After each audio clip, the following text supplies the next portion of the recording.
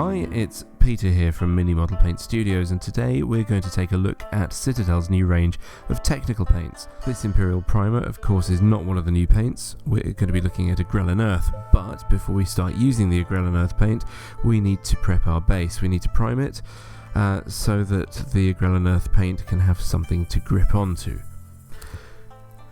So here is Agrellan Earth. It's a basing paint, and it's designed to crack while it's drying. It'll end up having a texture a bit like a baked desert. It's thick, and it needs to be, so don't try and thin it down or it won't behave correctly. It really is just a case of slopping on the paint, but you can aim for certain results.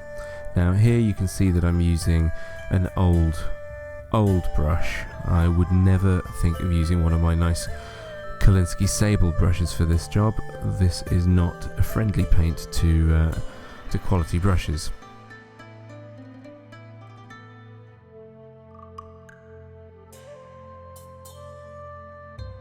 The thicker you paint the Agrellan Earth onto your base, leaving lumps and clusters, that's where the cracking will happen when it's drying.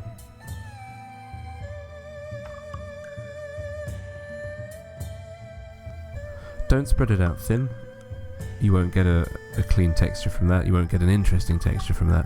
You'll just have a straight flat paint.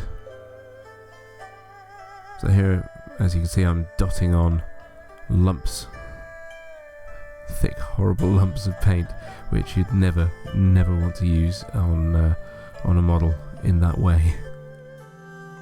And it's a good thing I'm using an old brush. Look at the state of those bristles. So there's the base. I need to put this somewhere to dry for about an hour. And here's one I did earlier. Now this was based with a bit of sand first instead of just primer. And as you can see, it's cracked in lots of interesting places now. So here is the base with a figure on it. It's Gandalf from the first Lord of the Rings film. Here he is battling the Balrog on the bridge of Khazad-dûm. And I think that this base works really well with this model. All I would change is paint it grey, give it a stone colour, a few highlights and shadows, and it will look like a crumbling bridge in the mines of Moria. And here's the base that we just painted.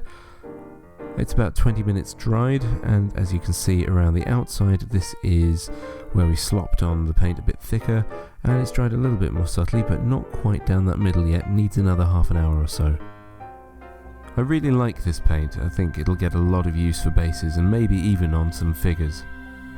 Well, that's it. Don't forget to subscribe. You'll get more videos thrown at you directly by email, and follow me on Twitter. I'm Peter at MiniModelPaint. Thanks for watching.